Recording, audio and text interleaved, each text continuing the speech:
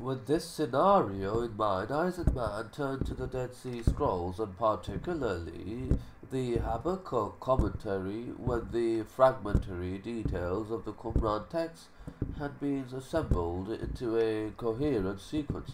What emerged from was something extraordinarily similar to the Chronicle of Acts. Josephus and early Christian historians of the scrolls told their own story, at the center of which was a single protagonist, the teacher of righteousness, and an exemplar of the same uh, an, an exemplar of the same virtues associated with James. Like James, the teacher was the acknowledged leader of a sectarian religious community whose members were zealous for the law. And like James, the teacher had to contend with two quite separate and distinct adversaries. One of these was dubbed the liar, an outsider who was admitted to the community, then turned renegade, quarreled with the teacher, and hijacked part of the community's doctrine and membership. According to the Habakkuk commentary, the liar did not listen to the word received by the teacher of righteousness from the mouth of God. Instead, he appealed to the unfaithful of the new covenant, in that they have not believed in the covenant of God and have profaned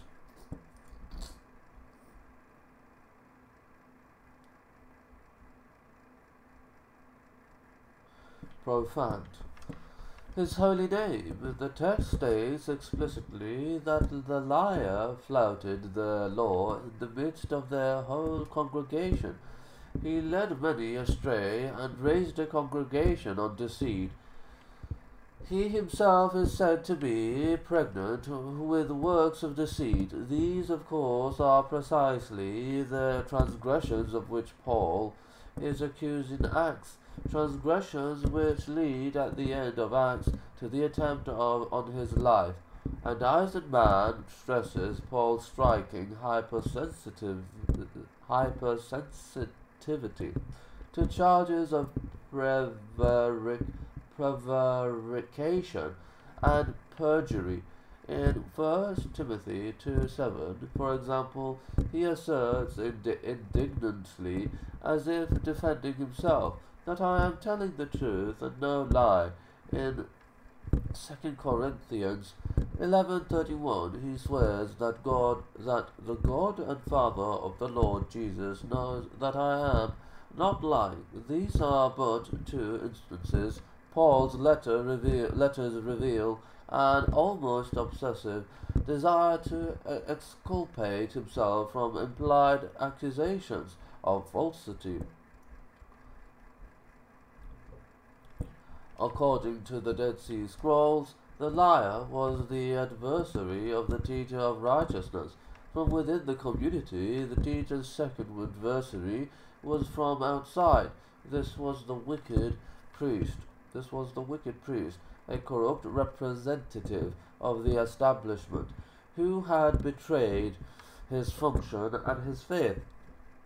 He conspired to exterminate the poor, those zealous for the law, said to be scattered about Jerusalem and other places. He harried the teacher of righteousness wherever the teacher sought refuge at the hands of the wicked priest minions.